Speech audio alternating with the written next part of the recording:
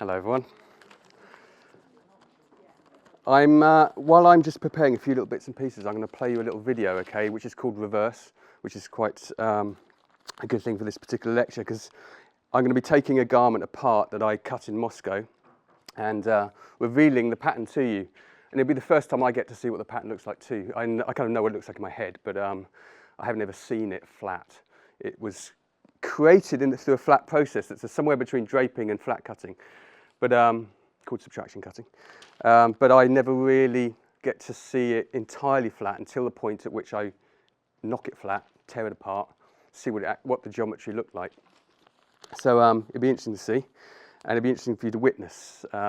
Usually when I do these cutting demonstrations, I go from the other way around. I make a garment live in front of the audience, but that takes some time of sewing and cutting and manufacturing. It takes a bit longer. And then in the afternoon, sometimes the students try it out for themselves. So this session instead is this kind of a quicker, punchier kind of thing, where I'm going to throw lots and lots of stuff at you for you to take on board, to watch and look at. And it'd be nice for you to see, in the same way for me, what this pattern looks like entirely flat. The video I'm going to show you now, reverse cutting, is a time when in my studio I'd made lots and lots of stuff, lots and lots of garments, lots of experimental toiles and prototypes. And when I came to leave the studio, because I don't always have a studio all the time, I can hot studio from place to place. When I came to leave the studio, I had all my work up on the walls. I had to knock it all flat, each garment one by one, so that I could see what they look like. And also for storage, it's easier to roll them up flat rather than have them as toiles. So you're going to see this process now just reversed. And while you're watching that, I can then just prepare a few bits and pieces.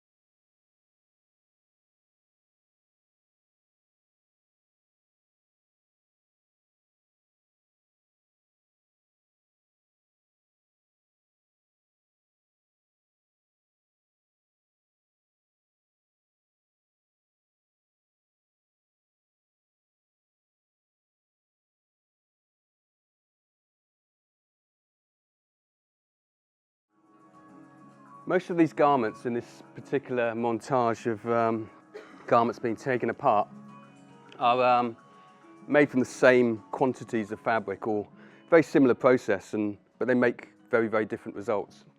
And the technique is called tunnel technique, and it's usually the first technique I ever teach people. As it's a technique that you can try once and get one thing from, and then the second time you get something entirely different. Do it 100 times and you get 100 different things. It's very difficult to do the same thing twice, but therefore it's very useful as a generative tool to come up with new shapes, new ideas, new silhouettes. So it's difficult to reach the end of it. Even for myself, I teach it to hundreds and hundreds of people in lots and lots of countries around the world, but I still find that when I practice it to try and extend it, to take it another step further, it can always be made more complex. It starts essentially with one tube, but you can use 2 tubes or 3 tubes or 100 tubes if you want. It depends how complicated you want to be. And so it can always just go this next step further and further and further. So the garments in this particular example, which I'll show you some slides of at the end, for what my studio looked like and how I work in it, they were just experimental shapes. They're not for any commercial purpose. They're not for a market. They're just me trying out new things and kind of doing it behind closed doors to a certain extent, although I do put quite a bit of it online to document it, just so that I can really make mistakes again, because when you're teaching, a lot of the time you're herding students through your process of making so that they can explore it and they can make mistakes and they can sort of like find out what happens if you go wrong and what interesting stuff happens. But as an expert and as the person who invented the technique, it's obviously harder for me to make a mistake in it because I know how it works, and I've done it thousands and thousands of times. But still, I need to go back into a studio just to try and make a mistake and just to try and think out of error what good things can come when you're not entirely trying to do the right thing all the time. And although subtraction cutting really was made as a way of getting away from just right ways of doing things, when you're an expert at it, you kind of you do the wrong things the right way, and if that makes any sense. So sometimes I need to do the wrong things the wrong way again. So that's what going back into the studio is for me. It's about returning to practice in order that when I then go out and teach it in all these different places I go to, I can bring something new to it each time. We're going to stick with the lights off if that's all right, just until I get to the point where I'm going to start, because I thought I'd show you a little video to introduce the work I do. And so that you can understand sort of who I am, where my career not begins and ends, but where it kind of ranges, the sorts of projects I get involved in. And then I can sort of tell my little life story as I go along. So I'm going to play a little video so that you can see a bit of that, and then I'll cut this thing apart for you so you can see it.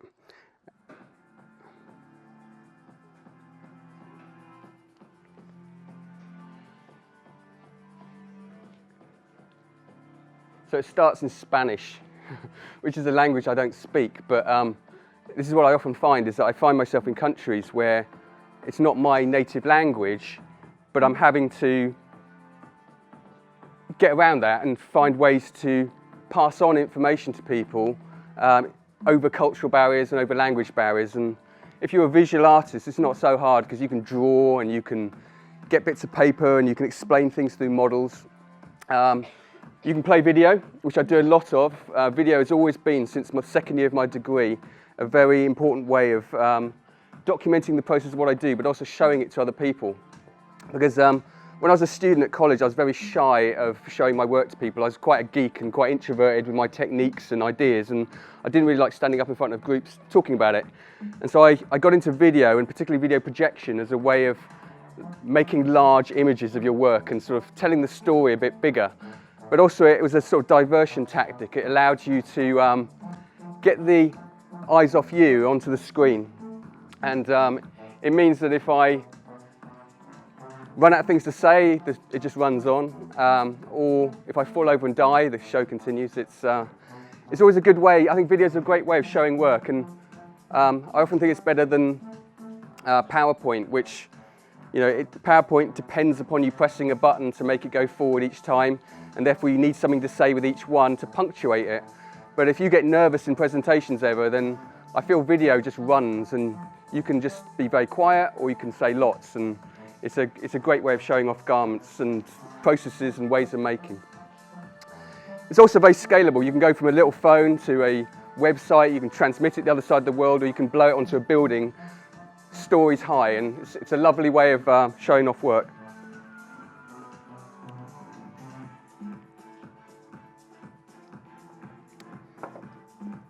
So my current role at the moment is I'm an MA tutor, I run a master's programme at the Royal College of Art in London, where I teach MA Mixed Media Textiles, and that's my kind of day job. And I only do that 1 or 2 days a week, but I teach students there, very skillful students. Some of them make garments, some of them make things for the body, accessories, hats, jewellery, bags, all that kind of thing. And some of them make totally different things, not for the body, for interior space, for interior design, for architecture, for the interiors of cars, for interiors of planes, all sorts of things. And then also they work in art gallery contexts where they work as artists, either showing art objects made from textiles or processes, ways of making. And I find that very interesting group of people to work with, and it's kind of outside my specialism, which is menswear fashion design, or women's wear and menswear fashion design. You're right. Sorry, it's dark when you first walk in.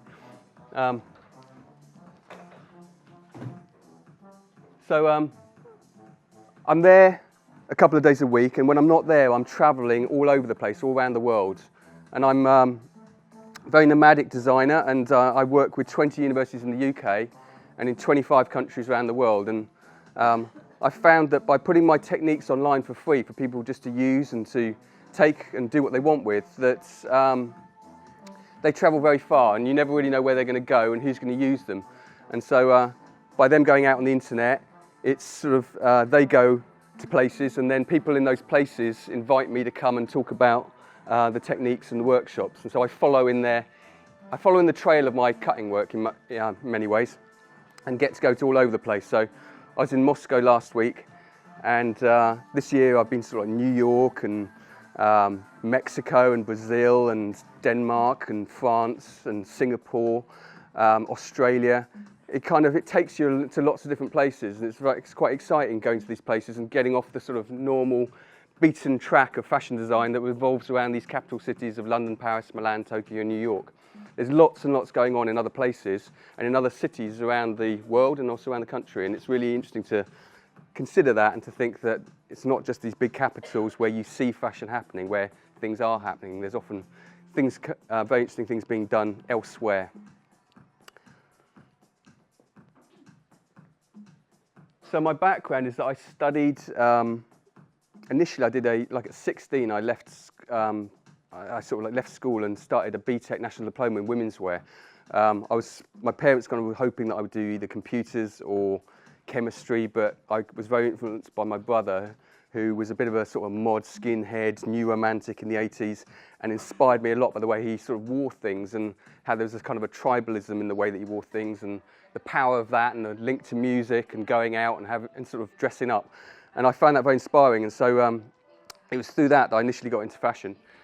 And then I started, then I went and did my degree in women's wear at the Royal College of Art, at the University of Northumbria, up north, and quite far from me because I was down on the south coast. I'm originally born in Wales and lived on the south coast of England, but I went up to Newcastle in the north to learn my degree in women's wear. And while I was there, in the second year of my degree, I got very inspired by Japanese cutters, by the work of Issey Miyake, Yohji Yamamoto, Comme des Garçons, a great favourite, and also a cutter called, a designer called Yoshiki Hishinuma. I'll write that name up on the board when I put the lights back up, in case you want to look into them. And they made very interesting garments that filled with air and wind. And I found this very inspiring when I was in college, looking at these designers that kind of they made asymmetrical shapes. They made shapes that were less tailored to the body. There was space between the body and the garment, and also that they made these garments that were larger than life, which literally were architectural in scale, and that rose up hundreds of feet tall. And I found this very inspiring, this idea that nothingness was inside a garment, and that was something that perhaps you could play with and experiment with. And so it was at that time that I started working with experimental cutting and also with making videos. Videos always went hand in hand with the garment making I did, as a way of just explaining the story of it all. The little video that's on the screen was done for two purposes. There's a mishmash of two videos on top of each other, because I like to sort of like overwhelm information a little bit and have it quite quick quite often. It's a video that was made for the Barbican Gallery, because they were doing a big exhibition of Japanese fashion design called Future Beauty, and it was showing the work of my idols, the people I looked up to. And they asked me whether I would do a cutting demonstration in front of 180 people. So I made a video for my backdrop, because I always have one in my backdrop, and I'm cutting. And to make it, I revisited my college library up at Newcastle and at the Royal College of Art to scan the books that I'd looked at and all the Japanese things that were inspirational to me. And just by using Photoshop and then dropping all these images into iMovie, I made a very simple little movie from it. Now that has been mashed across another video, which is called Wednesday Website, and because I'm a bit of a sort of, or at least I was, a bit of a sort of a coding geek for making websites and playing with computers. I made a website that was only open on a Wednesday between the hours of 10 in the morning and 8 in the evening. It read your computer clock, and if it wasn't that time and that day, a little notice came up saying closed. And it really frustrated a lot of people that they couldn't get access when they wanted, but the point of it really was to try and make an event out of my website, so that you had to set an alarm clock, you had to be there to see it, otherwise you couldn't see it. And that kind of frustrates your audience a bit, but it also keeps them on their toes. In this kind of era of social networking where we kind of like and love heart and pin certain pictures, we think that we can get things all the time, but also that we can think that our fan base are all these people that just simply like and love heart. But that's such a spontaneous reaction now that your finger probably does it on its own, that you can't really think that your fans are truly the people who are liking and love hearting you, because it's just simply not true. So you've got to find ways to really get to know your audience and to know who they are and to make them follow you in a way that sometimes means that they have to keep on their toes. They've got to sort of like, they can't get things whenever they want, they've got to see it when you want, but then they follow you more. And you lose certain people along the way, but you also gain your true followers and the people who really know what you're about. So Wednesday Website was a kind of a website where it was like a sort of a Tumblr, non-stop Tumblr, but it's before Tumblr.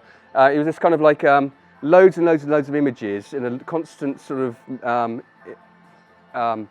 stream of consciousness, whereby anything that caught my eye would go into it. It was things that architecture, fashion, music, the things I see as I'm walking along, things in books, magazines, the sort of the temperature of the day, the smell of it, the way I feel. It's an emotional thing.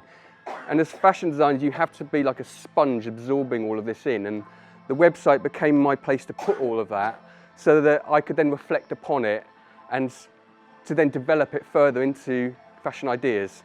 So, but I wanted my audience to see it, so every Wednesday they were allowed to. Actually, there was a little sort of glitch in it that if you just simply reset your computer clock to Wednesday between the hours of 10 and 8, you could have got into it any time you wanted, but nobody knew this. So sometimes the most obvious things are quite interesting. So if people got in touch and they'd sometimes say, I found your sort of the loophole to get in, and I quite like that, there being this little loophole that some computers aren't set to the right clock times.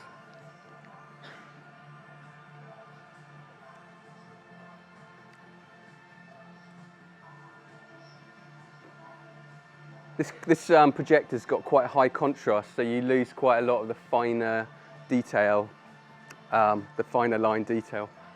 But it'll be over in a minute, so another one will come on.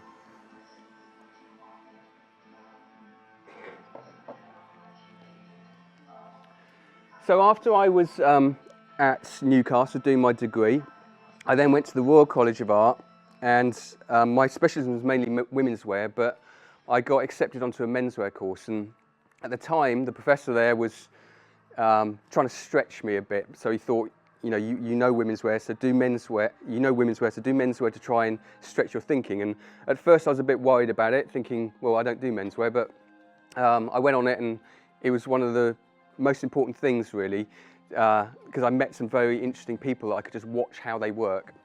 I always loved just watching people cutting, watching a machinist on a sewing machine, seeing how they kind of move their limbs and their hands, and they have these kind of ways of doing things to save time, and through just experience of doing it for years and years, that it's hard to explain what it is they're doing in some sort of textbook. You've got to just sort of observe them. And I observed some really fantastic menswear Savile Row tailors who really sort of like changed the way I thought about how garments are made, how they're constructed, and also the physical aspect and performance of making.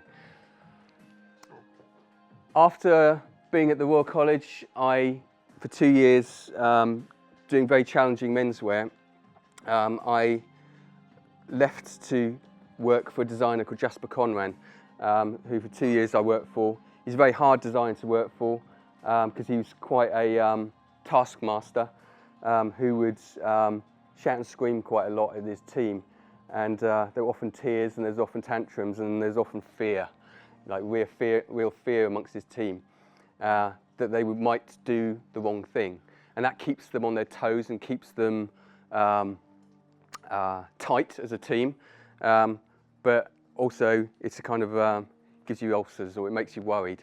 So I found this very interesting way of working, but it wasn't the way that I ultimately wanted to work when I left. And so sometimes when you go and work for a person, it's not what you necessarily learn, but what you learn not to do that's the most valuable lesson. So sometimes you might have bad experiences in life working and interning, but often those bad experiences might actually turn around strangely later to be the good ones, the ones that actually taught you something about how things work and how you want to be and how you're different from how particular job roles might be.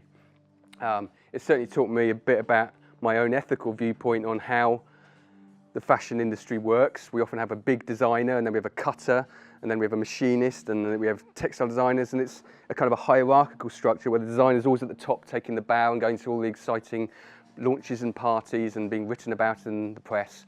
But there's a whole team of people behind them who are super skillful. In French couture, they call it le petit mains, the little hands of the designer. If you see a film out that's just come out called Dior and I, about Raf Simons working on the couture collections at Dior, you'll get to see one of these petite mains, these little hands of designer teams that do all the amazing work that the designers often take credit for. And I suppose what I kind of learned in the process of working for a designer at that stage was that I didn't want to work in a way where I was at the top working with people doing things that I couldn't do myself. I didn't want to delegate those responsibilities. Instead, I wanted to be in the middle of it all, and I wanted to collaborate. I wanted to work with like minds. I wanted to work with technical people. I didn't want my role just to be a person who draws pretty pictures and then hands it to a more skillful person to make that design and realize it and to sew it. I want to be able to get on a sewing machine. I want to be able to touch cloth. It's important to me. It's through touching cloth and sewing it and cutting it that I understand design in 3D. And a lot of designers don't understand design in 3D. They do a front view picture of a garment. Perhaps if they feel energetic enough, they might do a back view or a side view. And I find that a real lazy way of designing, because we are designing three-dimensional shapes here. We are all three-dimensional people, and we're not making aprons. And so it's important that you always think that the only reason to ever do a design drawing is to explain how it's made. There's no other reason before it. It carries a certain style in the way that you might draw it, and a certain rhythm and kind of feel that might connect to the age and the zeitgeist of where you are. But most importantly, the point of it is to explain how it's made. And so yeah, you always have to do back views, side views, internal views, any view necessary to explain it. Or you just cut it, just make it. Sometimes you don't need drawings at all. Like, I've given up on drawing garments currently because I draw them at the end of the process rather than at the beginning. So for me, I'd say the design comes last. And that seems to me the best way round for making garments. Rather than doing a drawing, then cutting it and sewing it, that seems a bit backward for me. I like to do it the other way around, where I sew and cut it, And eventually I end up with the design and I understand what the design might be. At the beginning, I don't know what I'm making. I'm stepping out into the unknown. I'm putting my neck on the line. It could be a complete error, it could go completely wrong. But maybe that's a good thing. Maybe that's when you really discover something fascinating and new, when you don't have preconceived ideas of what the design is.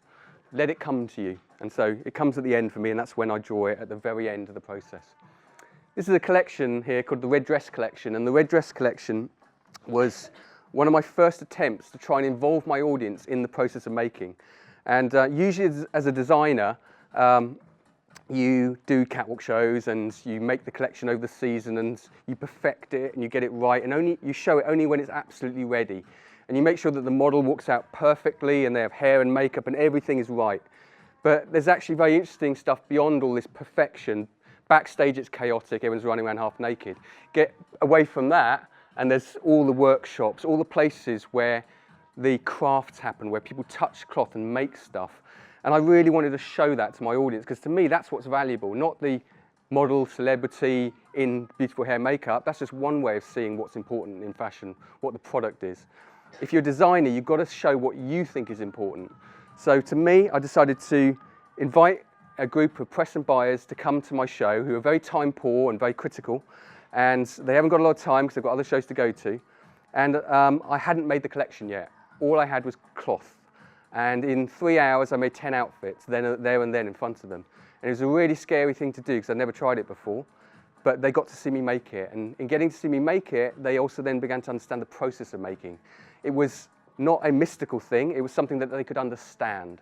And that they could maybe think when they wear or buy a garment, not only is it just an object or thing, but that they understand how it's crafted and made. And so therefore they might value it more. It might be for more than one season that they keep it, because it sort of has something that is a secret that they understand. It was really scary to do because I didn't know whether it would go right or wrong in doing it. And I discovered that often in going wrong, like if your scissor slips or something goes wrong, then you have to go with that mistake. It's part of the performance. And maybe at the end of it, when the garment's finished, and you see, oh, that was actually quite good, so I was lucky. Well, maybe that mistake was a necessary mistake. It was a happy accident. And so I realized that in time that a lot of the garments I thought were accidental, the ones I hated, the ones I thought, oh no, don't like this, that actually they were the best garments. They were the ones that were the most interesting, the most novel, that's kind of pointed forward a new aesthetic and a new way of looking at things. And ugly things will often lead on to be very beautiful things, and accidents become very generative of new ways of working and discovering new stuff. Weird collection here. All the people in fashion I loved or hated, embroidered and printed into garments. It was a collection called Heroes and Anti-Heroes.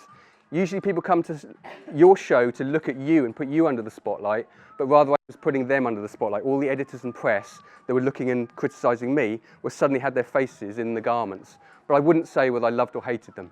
That they had to kind of like guess themselves. And so it became controversial.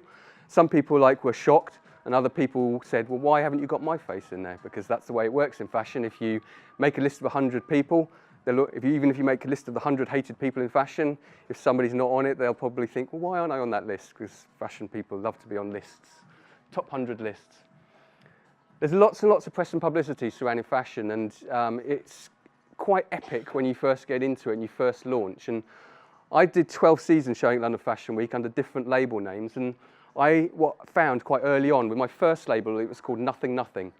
You can have like a surname and a Christian name, a Julian Roberts, John Galliano, Stella McCartney. It's all very typical that we always use our names, but I liked a nice blank name. Nothing Nothing was nice and blank, and it also coincided with Spring Summer 00, the first season of the new millennium that I was doing my show for. So it was about starting again and starting with a blank canvas. And I showed 5 seasons. This was my second show where I won the New Generation Award from the British Fashion Council 4 times, and they allowed me to show and to have a showcase in the big tents. But I found that with all this publicity, you kind of get boxed very early. You get called, oh, you're like this designer or that designer. You get grouped together when they show it in the media and they talk about it. And at this time, there were 2 big designers, Hussein Chalaine and Alexander McQueen. And any new designer coming out was either the new Chalaine or the new McQueen. And I wasn't the new McQueen, I was the new Hussein Chalaine, because I was a conceptual designer. I was doing things that are a little bit thoughtful. but I didn't want to get boxed by this, so I decided to kill the label on a day called Buy Nothing Day, which is an anti-capitalist day, and I sold it on eBay for £1. All my patterns, my trademark, my website, gone. And that then allowed me to set up a new label called Julian and. Julian and is now the name of my website, but it's a collaborative kind of label with everyone, with an unknown audience, Julian and who. In this instance, it was Julian and Sophie, an amazingly talented textile designer, Sophie Chung, and we worked on 5 collections together. We did catwalk shows, but also we did sort of more unusual ways of presenting garments. London Fashion Week collided with big anti-war demonstrations happening in London, where 1 million people marched in protest at the war. And this was a real kind of like exciting moment where culturally, where people from all cultures and generations came together, not quite knowing exactly why, but they were all feeling that pacifism and that they were scared and they were worried about what's happening in the world. And amongst all this happenings, London Fashion Week was in the middle of it all, where people were doing catwalk shows. But the thing is, because the streets were all gridlocked, because there were so many people marching, the shows couldn't take place. The models couldn't get to the shows, the editors couldn't reach them. So a lot of people wasted a lot of time and energy trying to put on these shows, and also a lot of money. We kind of saw this coming because our collection was political. It was about pacifism, and it had peace slogans woven into the garments and embroidered and printed. And it revolved around pyjamas and nighties, soft things. And rather than show them on a catwalk, it makes more sense to show them in a bed. So we did a sort of a tongue-in-cheek reference to John Lennon and Yoko Ono, who in 1969 did a anti-war demonstration bed-in protest at the Vietnam War. And we sort of took reference to this and did a sort of a bed-in where all the sort of editors came and saw us and talked to us and borrowed our clothes, and we just sat there in bed. It's quite a strange, surreal thing to do. But it kind of, the most important thing about it is it got us tons of, a lot of press and publicity, but also we were doing something that actually mattered to us. It was close to our hearts. And I think as designers, you have to find ways, intelligent ways, to show your garments off, and not just show catwalk because everyone does it. London, Paris, Milan, Tokyo, New York, everyone shows in catwalk. Every college shows in catwalk. There's far more interesting ways of showing garments where you can involve video and performance and photography, talking to people, engaging with them directly, selling, new stores, new ways of selling garments. All of these things are vitally important that new generations of designers think about, and that's you. That's you lot. You don't have to do things the same way. You can do things differently here at Derby. I would, because there's a lot of boring stuff happening everywhere, and take the impetus, lead with it. You might not know what you're doing exactly, but if you don't try, you don't start, then you'll never know. And I found that a lot with my cutting. It came out of error. I'm explaining how much of a big cock-up error it all happened from, mainly because I'm completely dyslexic with numbers and opposites, and from that dyslexia came a strange way of cutting that was a bit mixed up. And at first it was wrong, but then by going with it, I discovered a way of cutting that actually wasn't wrong. It was all right. Here's something that some people find a bit wrong. When you're getting a block for a person, you might use mathematical processes, or you might just lie somebody down and draw around them as a starting point. Some cutters might think, what, you can't do that? But why not? It's a human being. We're not dealing with the sizing scales or with a mannequin that's static and armless and headless and doesn't breathe or move or have an opinion on what you're doing. If you draw around real people, then that gives you a measure of them. And particularly in this instance, it was good because I was doing a cutting collaboration in New Zealand, and I travelled to the other side of the world, which is about as far as you can go from the UK without coming back again, to do a collaboration. There were 2 amazing zero-waste cutters. I'll write their name on the wall in a minute alongside Yoshiki Hishinuma's, and that is Timo Rissanen and Holly McQuillan. I'll just pause this at this point, just to continue it. One little picture of me drawing around this person. Oh, that's the wrong thing. Where was it? Oh, yes. I'll put the lights on in a minute. Before I do, this person here is Timo Rissanen. He's taller than me. And in order to get a measure of him, I thought, I'll draw around you, because then I'll get a feeling of your proportions. I put my cutting techniques online in 2003 at kind of a time, it was kind of pre-Facebook, sort of MySpace was a kind of very early, and people were very interested on shared stuff on the internet. And so I put the techniques online just to see what the reaction might be. What would people do with them? I wanted it to be open, open source. I didn't want it to be people pay for it. I want people just to use it as they like, and it would be interesting for me. And during this, one of the cutters from another country in Finland, who at that time was in Australia, doing a PhD, was a guy called Timo Rissanen, and he got in touch via the internet. We kind of communicated some time. He came to my studio and interviewed me for his PhD thesis, and then he linked up with another amazing cutter called Holly McQuillan, and who was a university lecturer in Massey University in New Zealand, and she got us to come together to her university. And so he travelled with me from London all the way around the world, long journey. But the thing is, his luggage didn't. It stayed back in London, and it didn't turn up for about 4 days. And so when you get together with creative people to collaborate, we've been in touch for some time, but it's quite scary thinking, where do we begin? Where do we start from? And sometimes it's good to think of the problems in hand, like what are the problems that we can solve together? And the problem really was that Timo didn't have anything to wear. He only had a Qantas t-shirt and a pair of Qantas pants that the airline gave him. So I thought, I'll make a garment for Timo to wear. That's the starting point. That's the problem in hand. And so the first garment I decided I'd make is a sleeve. It's not a garment really at all. It's a part of a garment. It's not a garment. It's not a shirt or a top or a jacket. It's just a sleeve on its own. I quite like working in this open-ended way where you make something and you don't quite know what it might join to and what it might later be, because that way your certainty isn't sort of forcing you to follow any steps. You're actually innovating as you go and wandering a little. But not all who wander are lost, because you do often find very interesting things out of this process of starting something that might end up somewhere quite different. So I put a sleeve on him. It's quite an interesting looking sleeve, and goes very nicely with his Qantas t-shirt. In the background is Holly, who's beginning to start this thinking, how can I get involved in this collaboration? So what happened next is that she took the sleeve and she started making a jacket around it that wasted no material. Between the patterns, when you lay them out, there's no waste whatsoever. And Timo and Holly are both expert in this area of zero waste design. And I will show you some of their work at the end too, just so you can see it, and also so that you can note down some of their websites. She started making a zero waste coat. It's sort of a jacket. It was the beginning of something. It's very experimental and intriguing looking. But then during this, Timo then took the sleeve back off and he put it on his leg upside down. And I looked over and I thought, that is much more interesting than the sleeve. The trouser is fantastic. So now let's make a trouser together. Forget sleeves. Let's make a Timo lost luggage trouser.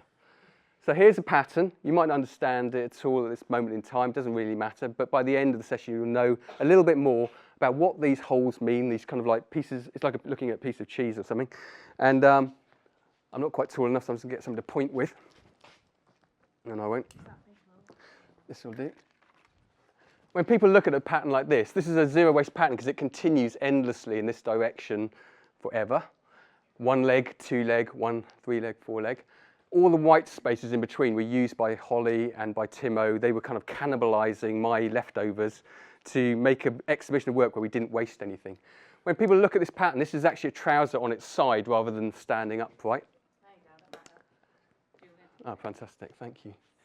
Here is the crutch seam that goes from the back to the front. What people recognize usually, most of all, is this little thing here, a dart. We often say, I don't know if we can just put the lights back up for a second, that would be great. People often say, make sure you add a dart to a pattern. Whoa. Bright lights. Like this is a dart, this is a French dart on a bodice block that when it's folded closed, creates contour for the bust. But we never add a dart to a pattern, we will subtract a dart. We take a dart away. By removing this space, we create contour. So, in fact, subtraction is already in pattern cutting, but people just use the wrong terminology for it. They say add a dart, you never add a dart, subtract a dart. That dart there is for the back to get over the bum. Over here, you might recognize one other thing if you do pattern cutting at all, and that is a sleeve head. because originally this was a sleeve. It's like the crown of a sleeve head like that. But this sleeve was stuck upside down on the leg. So actually the crown is now the hem of the trouser. So that's why it's still there. It's like if you're looking at the evolution of dinosaurs through mammals into human beings, then you can still witness one little bone in the body that you think, yeah, that links me back to those creatures. Well, that's what links that trouser back to being a sleeve, once upon a time. You'll make more sense of this when I start to take a garment apart.